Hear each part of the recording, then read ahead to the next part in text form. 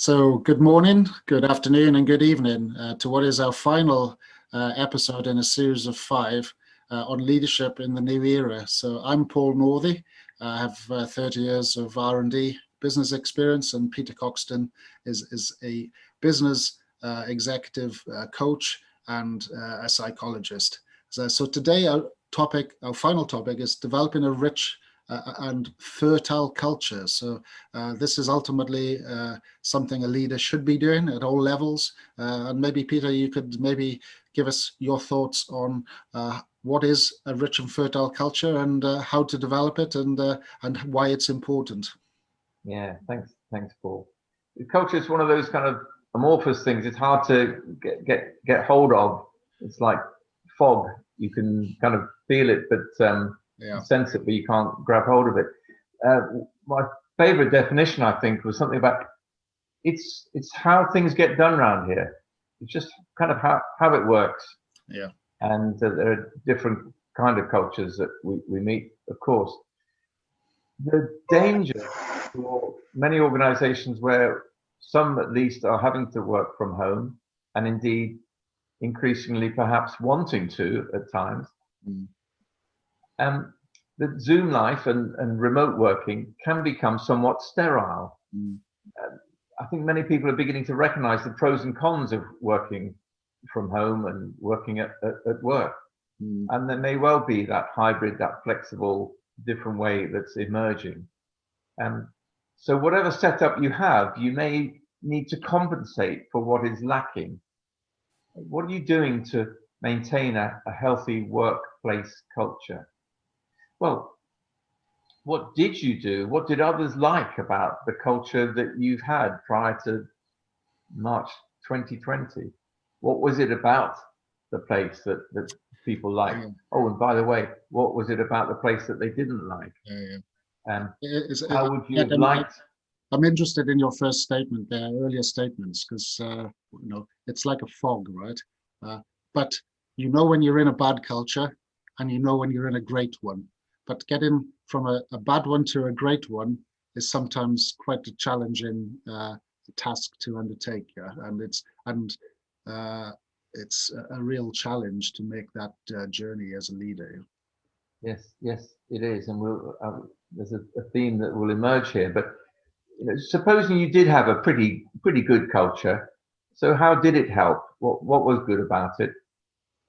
And if you created that organization there, that culture where people wanted to stay, they loved working here. Yeah. They were great advocates for the organization. How can you maintain that sense during these different times? How can you?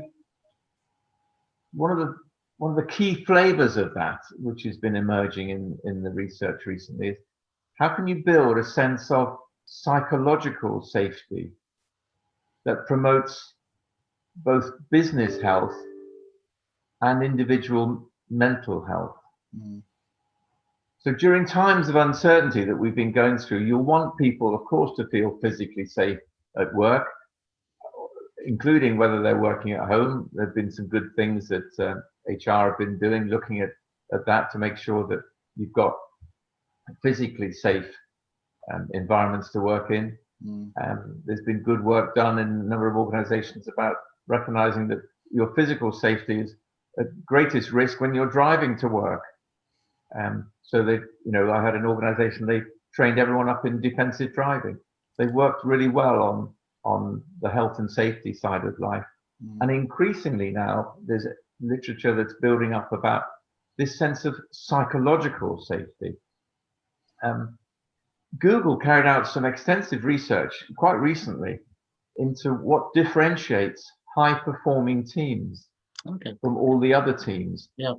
And they had all kinds of hypotheses as to what it might be that made a team a high-performing team. And what they concluded, what they were almost forced to conclude against their expectations, was that this one factor was having the greatest impact, that a team felt psychologically safe.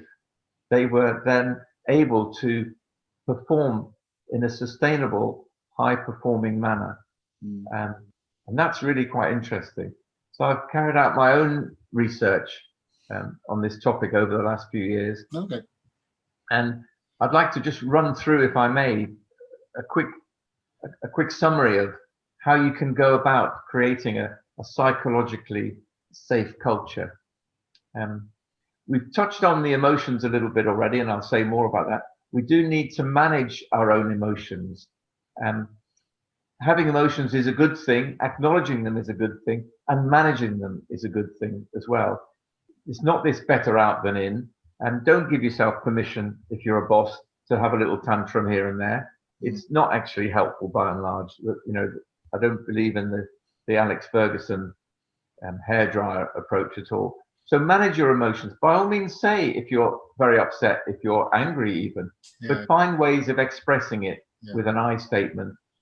And I was given an analogy for this several years ago in a course which was related to traffic lights, right?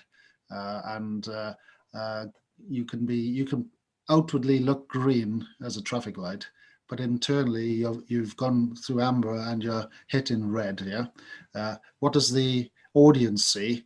A green to red transition. Yeah, which takes them by surprise. But you've somehow rationalized this because you internalized your amber light, and I think your words reminded me of that. It's important to acknowledge your green light, acknowledge your amber light, and communicate your amber light, that you have a certain disquiet or a certain dislike or a certain issue with what's happening or what statements have been provided, etc.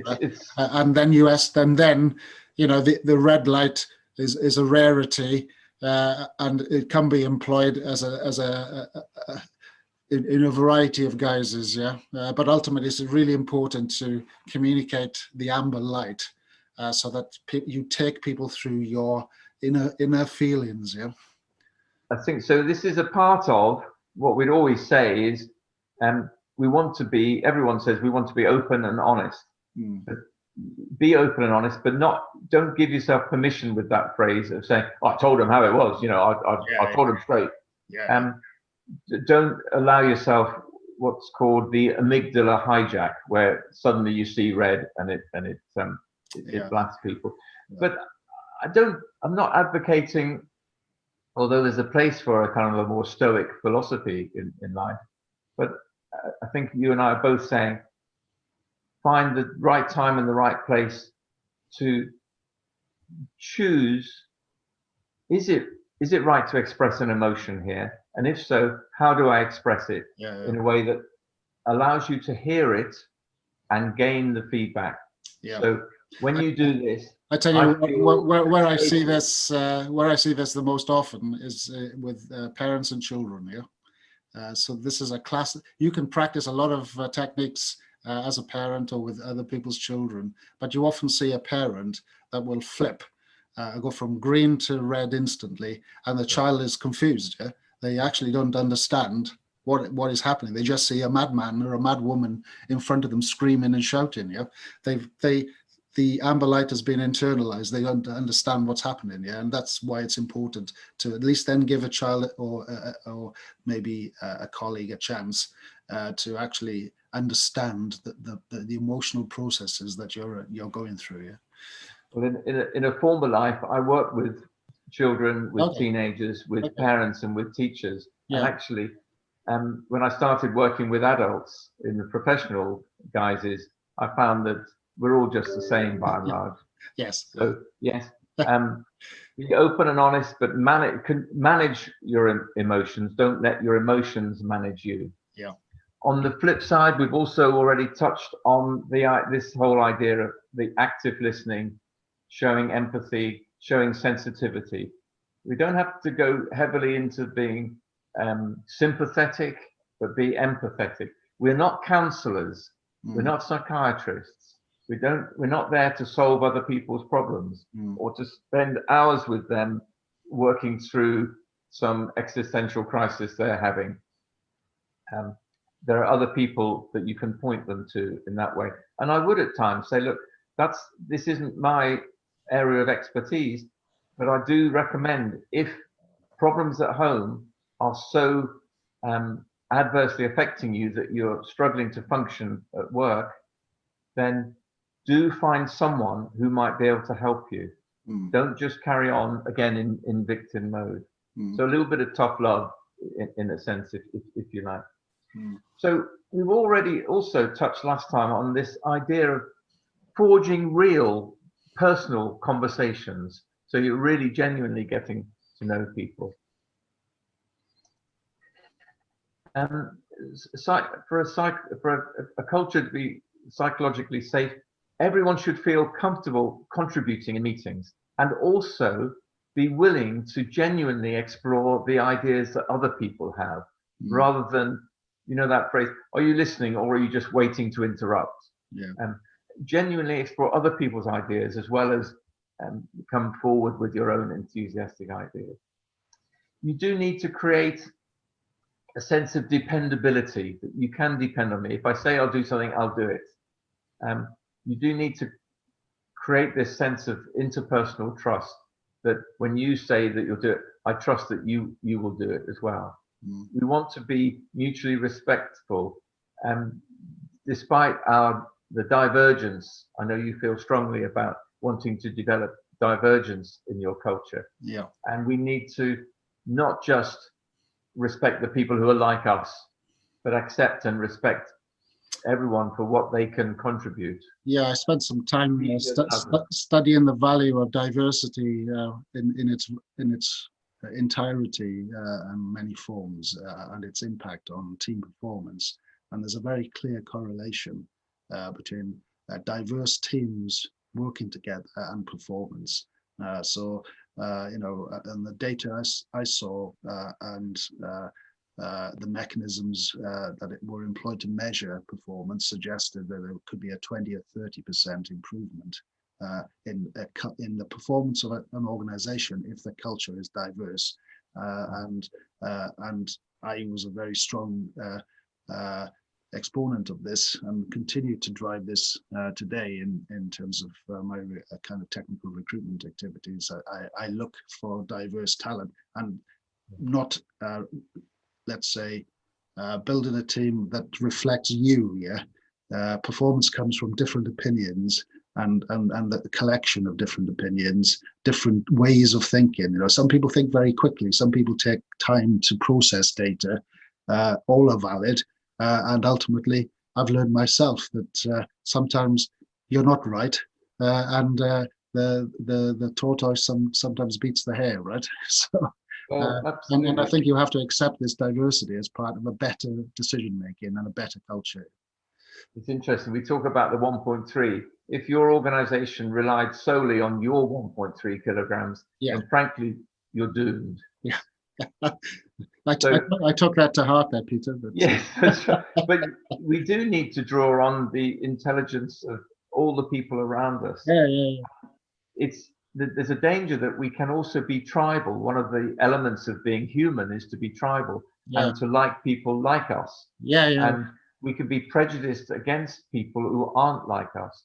So we have to, again, manage those quite primitive emotions and reach out to be curious. As Albert Einstein once said, I'm not that bright, I'm not that clever, I'm just very, very curious. Curious in other people's viewpoints, other people's perspectives. Give them time and space to express themselves. That plays into the next point, which is because we need people to be comfortable being themselves and willing to not only express themselves, but also to disclose their own personal vulnerabilities, their own concerns, their own worries about how things are, how they're doing, if they're struggling with a piece of work or something. We want them to say so. We don't want them to pretend it's all okay. And I've had, in some cultures, I've had lots of people, they go, yes, there's a kind of yes. There are definitely cultures that I've worked with where bad news, failure, is not accepted as something that should ever be communicated, and and once you're aware of this, you have to really focus on that aspect and really try to make sure that an acceptance of something or a response to a question really is the reality rather than a cultural norm. Yeah. Absolutely. I've worked with a number of global organizations who've gone through a nationalization program, and some of the tribes, notably quite often the expats, have found it difficult to tune in, help the other people, the nationals, feel comfortable enough to express themselves, to say when they're not confident of doing something, etc. We've touched on the next theme a little bit, but I'll repeat it because it's worth stressing, I think. Effective, balanced, constructive feedback. Be straight, be honest, do it regularly, choose your words carefully, get the right process for doing it. And almost there, create a safe space so that people can take risks while still maintaining their positive self-image. You touched on failure. You know, people talk about it much more nowadays, that it's good to fail because you're one step nearer to success and everything. Yeah. It's okay to take risks and it's okay to fail so long as it doesn't knock your confidence. Yeah. And I think the other essential part of failure is reflection and learn. Yeah. And I saw Elon Musk's SpaceX rocket crash and burn yesterday or the day before. This was his first attempt. To a lot of people, they laugh at the failure and say, he can't achieve this. But I guarantee you, that organization, as a fail, learn, re-execute organization, will come back and they will solve the problem. It's important to make sure that you have all the data from the failure and to really deeply understand it before you move to the next stage and ultimately reassess and go again. Yeah, I think that's right, and I think I would add one more component to that, which is create space so that people can take a risk in their interpersonal relationships as well. If there's something that's bothering you about the way you're working with someone or the way they're supporting you or not supporting you, overly challenging you, dismissing you or whatever, can you take a risk of raising this with them and knowing that actually if it doesn't work out, it's okay, because you can always have another go. It's always tomorrow, as you said. But it's not going to crush me if this doesn't work out. I know myself. I'm just trying to get this right. I've said to people before, I have on my gravestone, I was only trying to help. So maintain your positive self-image of only trying to help. Yeah, and I think that's a fantastic statement to end today's session, and sadly to end the 5 episodes series of leadership in this challenging era. So thank you, Peter. Thank you for all the listeners and viewers, and hopefully we'll come up with some other ideas in the future, and you can listen to me and Peter give our views and opinions as we move forward. But